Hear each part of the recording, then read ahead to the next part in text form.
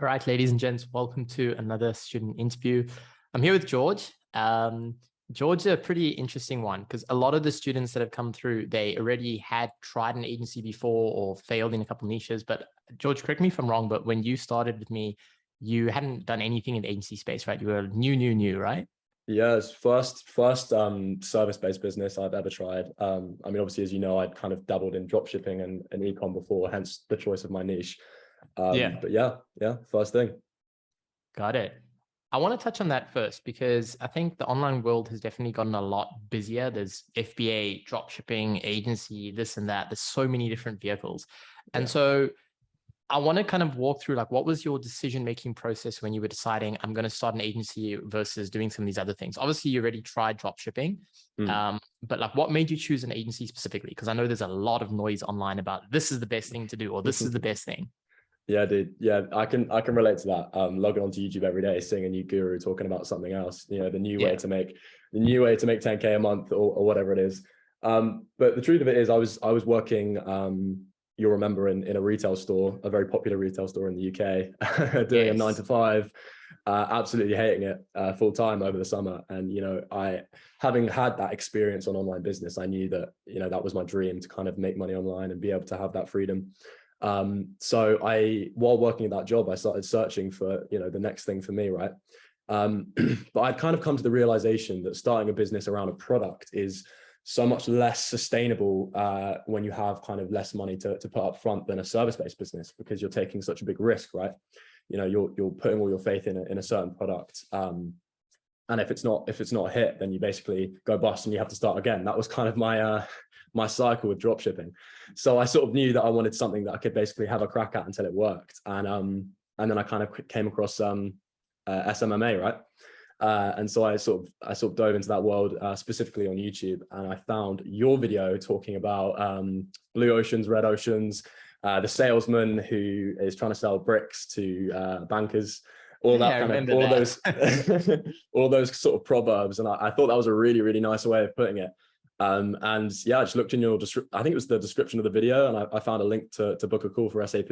Like it wasn't advertised to me or anything. It was just completely my decision. I was like, I like the way this guy thinks, and I really want to learn more about this business model. And as well, to anyone listening, I think, when it comes to starting a business, especially something as complicated and dynamic as an agency, you need someone to guide you through it, because otherwise you're going to pay with your own time.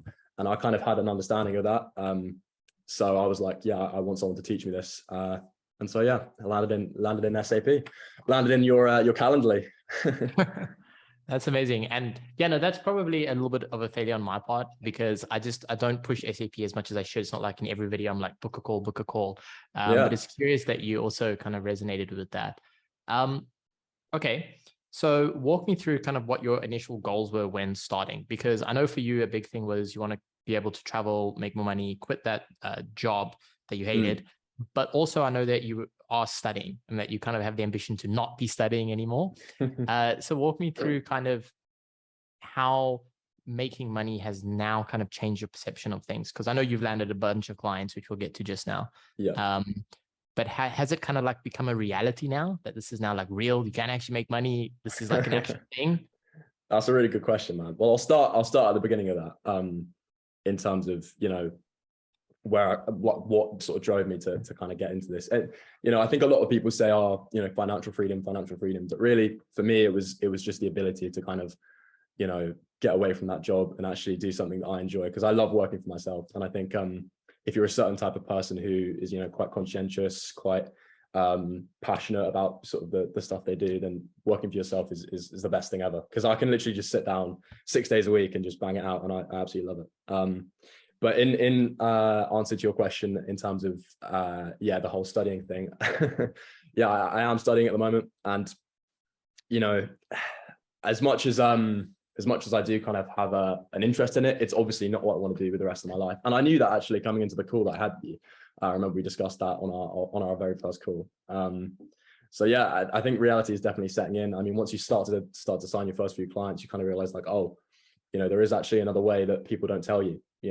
People obviously very much in the circle that I grew up in, it was just like you go to school, you go to uni, you get a job, and that's it. But now that I've signed my first few clients, I kind of realized, oh, there actually is a sort of a different way to go about things. So yeah. I think it's a true red pill moment, because once you realize that there's all these people making money online, and this is like a scientific process to get clients, I do think it's very difficult to go back to now think maybe a degree is the right way. The creativity that you can kind of come up with in the service-based business space is insane. Like you've really inspired me about this as well. But you can just, as long as you provide a valuable service, you can just completely sustain yourself financially. It's crazy. You just step out of this of the kind of infrastructure that society's placed there for you, and you provide value to the market, and then suddenly you can live how you'd like to. It's really quite incredible. You know, doing whatever service you want, reaching out to whoever you want. There's so many variables that make it so interesting. Yeah. And the nice thing is, I think a lot of people misunderstand this, but an agency is really just a container for client acquisition, client delivery, client retention, finance, high profit margins. It doesn't mean you have to love Facebook ads or love Google ads. It's really just a way of thinking. And I've noticed that people's kind of even change, like the services they provide, the type of clients they work with change as they kind of level up through that. So I like that you said that. Just to add on that, actually, it's like you say, you know, it teaches you everything, doesn't it? I'm realizing this more and more, actually. And this was one of the points that really sold me on our first call, is that an agency really teaches you pretty much everything you need to know about sort of making money online, working for yourself. It's just the list that you ran through there, you know, acquisition, service delivery, but it's also team building, hiring and firing, all of those things. It's crazy that one business model can teach you everything, because you look at something like FBA, drop shipping, you know, the items that we mentioned earlier in the call, they're really not teaching you any of this kind of stuff. They're really just teaching you find a winning product on AliExpress and cross your fingers. Obviously there's levels to it, but that was the level I was operating at. No, I agree. And, you know, I also have dropshipping experience, and I think a lot of people don't make it in dropshipping and then kind of migrate through the agency space. I was one of the people that was making it and succeeding with it, and I just stopped doing it because of exactly what we're talking about here. I didn't see the potential with it to grow long term. Cool. Yeah. So let's dive more a little bit into kind of your journey now. So I think you've been in the program 30, 60, 90 days. I think like the 60, 90 day mark, right? About 3 months. It's a good question. So I quit my job about July. I know it was in the month of July that I joined. So yeah, I'd probably say about 90 days. About 90 days. Okay. Yeah. And in that 90 days, I know one of the biggest things that we were having conversations about in the beginning was your niche and kind of why you should not do Facebook ads for e-com businesses. And we were going back. So walk me through what your niche is, what your service is, why you chose that, and kind of your experience there. Of course, yeah. So as I said at the beginning of the interview, I've obviously had some experience in the e-com space. So I knew all the jargon, you know, CTAs, ATCs, you know, how the websites function, you know, CRO, all of this kind of stuff, right? Because I'd done it myself. So I knew that I wanted to do something in that space. I just didn't know what. Now, obviously, as a dropshipper, I had experienced media buying, so I knew that I wanted to do marketing, right? Advertising. But yeah, the variables and the specifics I didn't quite work out. But to your credit, you actually really helped me kind of see things clearly and work out. And so I'm doing Google ads for e-commerce businesses. It's a really nice niche, I can't lie. You know, it kind of lets you escape from all the annoying creative stuff that you've got to do with things like Facebook and TikTok, and just focus on the media buying, which is something I'm really passionate about and really enjoy. But at the same time, you know, e-com can be hard. It has been a challenge. And actually, I'd argue my biggest challenge at the start was outreach. I remember I'd come on the calls every single time and ask you, you know, how do I do this? How do I do that? You know, is cold email the best? Is cold calling the best? All of this kind of stuff. Because e-com is hard to outreach to, because everyone's doing it, right? So in that regard, I'd actually recommend doing something like local, because that's super easy. But yeah, I kind of overcame that challenge, and I'm doing it right now. Got it. And I believe you just had a 2K week, right? I think that was your biggest week to date. Yeah, dude. Yeah, 2K week. I think that was literally last week, actually. Yeah. Got it. And before this call, we were chatting, and you mentioned now that kind of for this month of November, your goal is not to acquire any clients, just to focus on service delivery, literally because you have more calls than you can handle coming in from the outreach stuff. Yeah, dude. Once you crack outreach, to anyone listening, you know, it seems like the most daunting bottleneck. But once you get it, it just everything kind of clicks one day and it slots into place, and then you start booking meetings over and over and over again. So the position I'm in now is actually my bottleneck is no longer at outreach, and the bottleneck has kind of moved up and is now somewhere around service delivery.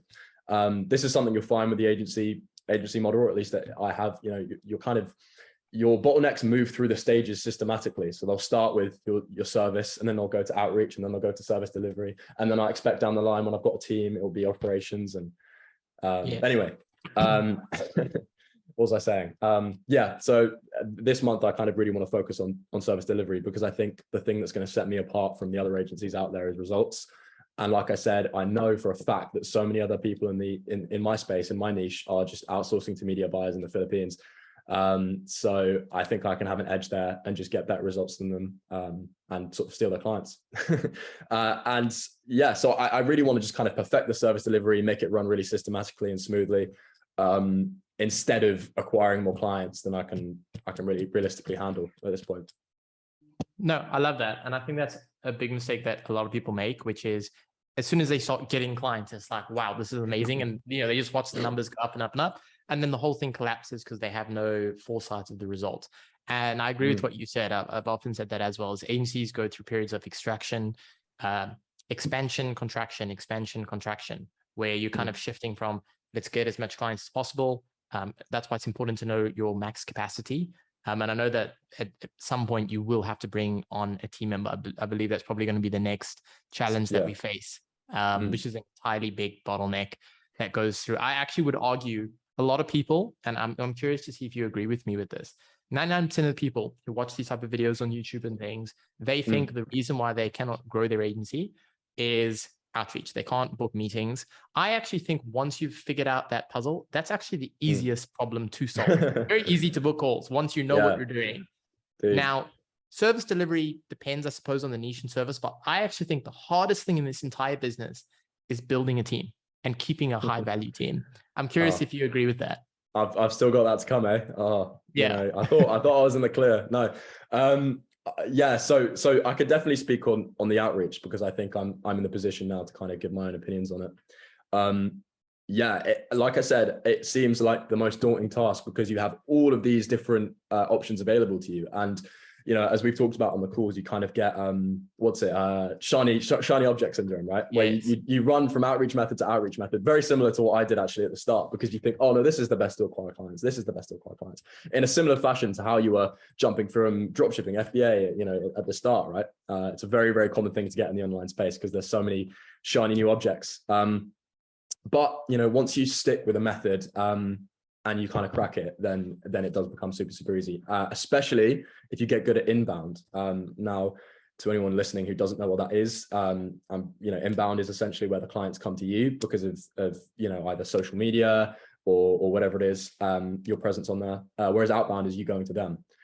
I'm not a massive outbound guy. Pretty much all the calls I've booked have been from inbound, and I really think inbound is kind of the next wave when it comes to outreach in the agency space. Now, if you do outbound right, it's incredibly powerful, but the beautiful thing about inbound is they're kind of half sold when they jump on the call.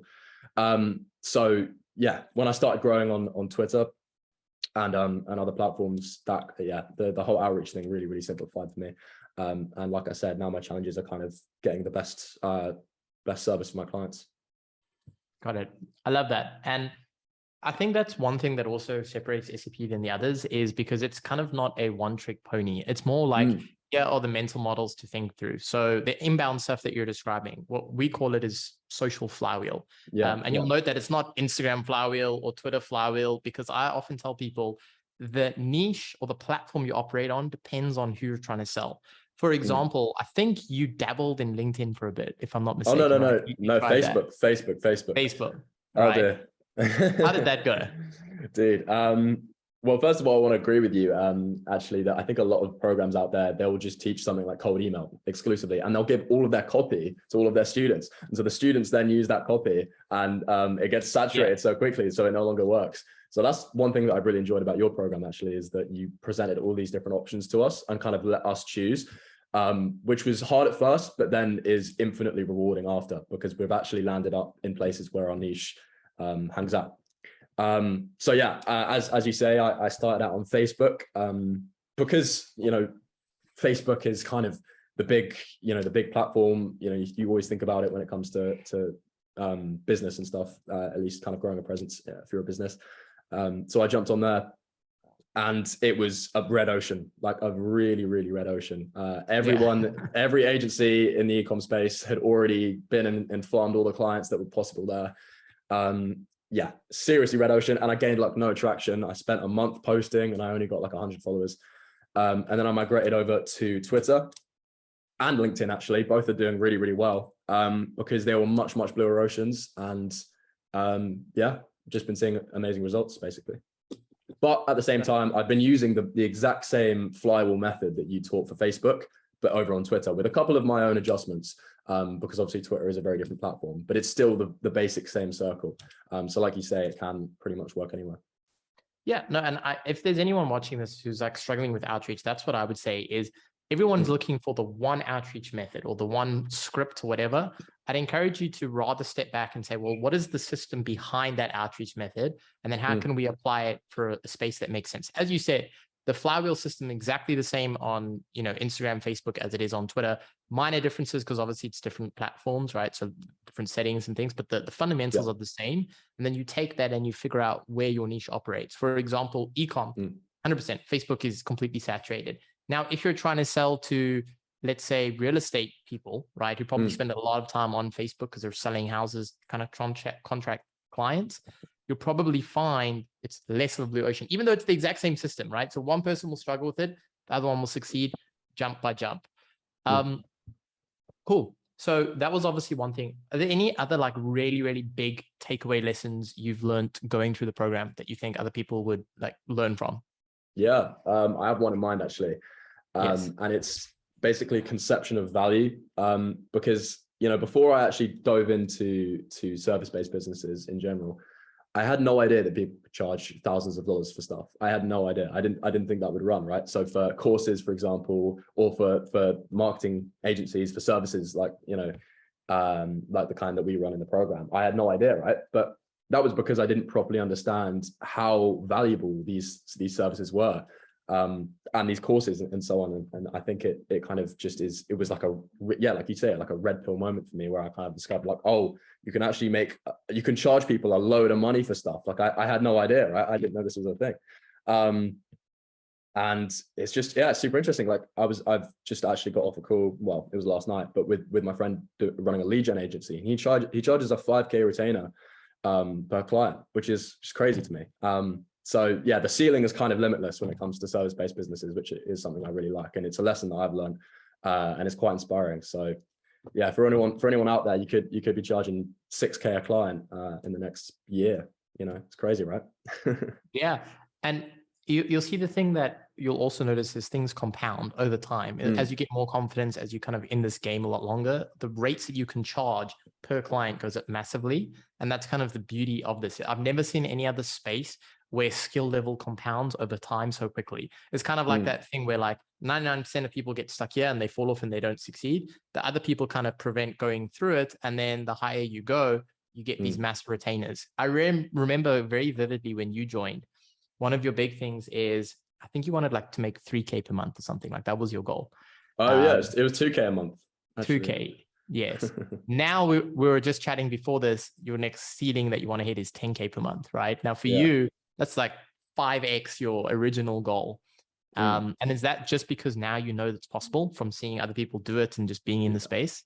I mean, I think it will happen in literally the next few months. As soon as I lock down my service delivery, I think the acquisition and the sales process will just come a million times easier to me. So yeah, and that's quite mind blowing that I'm even saying that. But repeat your question. Sorry. No, I'm basically just asking, is there a reason that your goal 10K 5x other than just it's possible now? Well, yeah, I guess it would center around the fact that it's the next step. I've hit my initial goal, and now that I know how achievable this stuff is, because it really is achievable. Like it did seem impossible for me to ever be landing my first client, and now that's kind of ancient history, and now I'm looking towards 10K a month. So yeah, in answer to your question, it is just because I realize it's possible, and it's sort of the next step. Yeah. Got it. I guess before we wrap up, because I think the main lessons to take, at least from your story so far, is the application of outreach systems from one platform to the other. That's a big thing. Niche selection, I think that was a major step as well for you. And then just honestly raising your expectations of what is possible. But the next thing that I just want to ask you quickly, because I know a lot of people find value from it. Every time I speak to people about starting or scaling your agency, the number one objection that they have, outcome of the financial investment, there's two issues. Usually it's the financial investment, and the second one is time. Now you're studying full-time as well. So in building this, how much time have you been investing into your agency versus your job and studying? And what would you say to the people who say, I can't start because I'm studying? Well, I'll give you two answers. So firstly, to the first point of objection there, the price, that is to me the most inconsequential one, because I've earned the price of any course that I paid for back, really within the first few months. And I think, like I said earlier, the concept of value, once you understand that, you'll realize that a couple K for a course that could potentially change your life is absolute pennies. So I think that's actually one of the easiest objections to deal with. But I will be honest, and I'll say that to the second objection, that it is an incredibly time-consuming thing. Starting an agency is a time-consuming thing, or at least it should be, in my opinion. I think getting off the ground, it should be. Now, that is not to say that it's impossible to start. And obviously, I'm studying full-time, and I'm seeing really good success.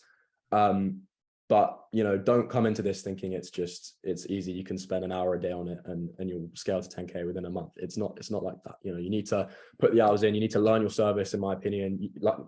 It's a lesson of the program that we teach, or you teach rather. It's don't just outsource everything. Learn it yourself. Take the time to do that, because you're going to be so much more confident in sales calls. And then every single month, your investment in the business will get, in terms of time, will get less and less and less, because you know the systems. You know exactly what to do with each client, and then you can kind of start to step back and automate it all. But yeah, in answer to your question, it absolutely is possible if you have a full-time job or you're studying, but it is still a time investment, and you shouldn't kind of escape that. That's my answer. And how are you managing your time? When do you study? When do you work in the agency? I think a lot of people get some value from that. Yeah, great question. So with me, I'm at home right now, but typically I'm at university. And I'll basically go into campus. For anyone who's at university, I recommend you do this. You go into campus at 9. You stay there. You study. If you don't have a lecture, actually, you go to the library. And I recommend kind of getting the uni stuff you need to do out of the way in the morning. I've found that I don't have too much work. I pity anyone who's doing law or something like that. That must be tough. But yeah, I'll bang out all my work in the morning, and I'm usually done with all my work, honestly, by like 10 or 11. And then I'll start work on the agency, and I'll kind of finish the day, go to the gym in the afternoon, and the evening, and then walk back home. And I'm basically on campus 9 to 5, 6 days a week, which I know sounds horrible for some people, but like I said, it is what works for me, and it makes sure that I can put enough hours into the agency and also succeed in my degree. So amazing. Love that. Yeah. Awesome. Well, I want to thank you again. Eat the frog in the morning. Eat the frog in the morning. No, I agree with that. It's just comes down to that focus work blocks, right? I have also had that rule for myself. I only take meetings in the afternoon. I only have my phone on in the afternoon, and a lot of people have the excuse that no, they need their phone on because they need to do outreach.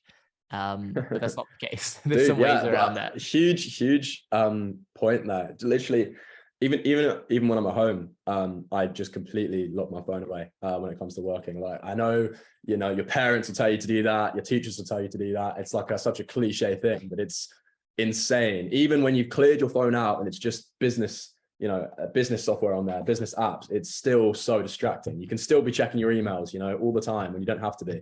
So I'd recommend, when you're doing your work blocks, you hide that thing away. Yeah. I don't even think I actually know where my phone is, funny enough. Yeah. Cool. Well, is there anything else you want to add? Otherwise, I think this was really valuable. Is there any other lessons you've had or shared that you want to kind of carry across? Yeah, that's a great question. Let me think. Don't underestimate the sales process. That's what I'd also say. So, you know, the things I can touch on in this video, I'm still mastering my service, but I'd say I know exactly what I'm doing with outreach, and I now have a good idea of sales. You know, people have different philosophies with sales. Some people are very quite whimsical with it and off the whim, and they say, you know, rock up to the sales call, ask a few questions, and then just try and provide value. But I would say get a strong structure in place, like know what you want to say when you jump on the sales call, and know where you want to take them. And also do a two call close framework, which is something that you'll learn in the program. Cannot recommend it enough. People do not want to buy what you've got to sell on the first call 90% of the time because they'll feel like they're pressured. So yeah, just get a strong sales structure. Don't underestimate that, and you'll be fine. Got it.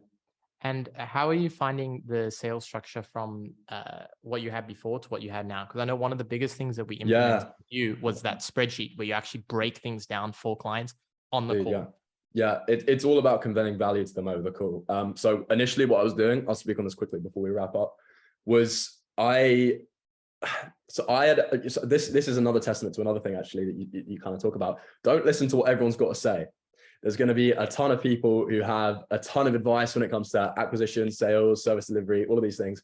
And I was actually misled slightly by a guru online who was like, you know, close them in the first call, close them in the first call. There's no way you shouldn't do that. And now different methods work for different people, obviously. But if you aren't like 110% convinced they want to buy from you, don't push for a first call close. Definitely, you know, gather all the data you need, gather all the kind of answers that you need to the questions, make sure the questions that you ask are relevant. And then in the second call, you can come prepared and ready to knock their socks off with all of the information about how you're going to move them from point A to point B. And you'll close them for sure. So yeah, just what I'd say on that is make sure that you kind of, you know, find a reliable source of information, which is definitely this guy because he knows what he's talking about. And just stick with it because there's a lot of information out there, a lot of information, a lot of kind of shiny objects. So yeah, stick with what you've got and you'll be fine for sure. Yeah. One thing that you've also, I think, learned a lot, and, you know, this is just speaking to like the character development that I've seen in you through when you joined and where we are now, like say 90 days later, is you start to recognize the trap of self-improvement, right? I think you've said that once before on one of the calls, is a lot of people get caught in this web of the self-improvement YouTube, right? Which is watching 10 videos that are 45 minutes each. So suddenly 10 hours of your day is gone on how to meditate and how to do this and how to do that, but you're not actually making any progress. Yeah. And that's one of the things that I think you struggled with in the beginning, was the shiny object syndrome between niches, between services, between outreach methods, between one call, two call close. And I find it interesting that you've pretty much gone back to exactly just cutting all of that out and just doing the same things over and over and just doing like one system of sales, one channel, one offer, one everything. So what would you say to someone who's still stuck in that perpetual loop of new things? Yeah, that's a great question, because essentially I'll be speaking to myself, like not 2 months ago, 3 months ago. That cliche question of what would you say to your younger self? Absolutely, what would you say to yourself? Yeah, so I think it is important to find what works for you, but at the same time, it's even more important to take action, because you will never find what works for you if you don't take action. So although I wasted a bit of time, you know, trying to grow on Facebook, I wouldn't have found Twitter if I didn't try that. You know, I probably would have just given up with Flywheel and gone into something else. So it is important that you get started, even if it might not be the right thing for your agency at the start. You will, because you will learn from that experience, and then you'll be better when you sort of find the outreach method that suits you from what you've learned on the one that didn't work. So it always starts with just taking action and stepping forward. And I'd say the exact same to your earlier point about people who are kind of trapped in this self-improvement cycle. Find something that interests you and just do it. Don't think, oh, but I could be doing this instead, I could be doing that instead. Just find something that you think is going to work and stick to it and see what happens, because 9 times out of 10, if you're consistent with it, it will work out. I love that. Awesome. Well, George, I want to thank you for taking the time to do this. I think there'll be a bunch of success stories coming through, but the one thing that I wanted to bring you on is simply because a lot of people jump into the space and they don't have the commitment to it. You know, they're doing this and that and that, And immediately, one of the biggest things that I noticed with you, and that I honestly think is probably a catalyst for most of your success, is you've been on almost every single collaboration call where everyone else misses them. You've just showed up to the calls time and time again. And that's kind of how we've solved the problems as we've gone. And as we said, with Agency Clockwork 2.0, it's now changed from a Q&A call to a collaboration call where we solve problems together. Yeah. So I want to thank you for your time. And I think that's a really, really important thing. Collaborating with people who are trying to solve the same problems with you, or they're behind you, or they're ahead of you, is like so invaluable. So yeah, show up. That's another piece of advice. That definitely show up. I think there's been a lot of golden nuggets in this video, but all right, we'll cut it there. I know we've got some more things to chat about. So George, thanks for your time, and thank you, man. See you guys on the next one.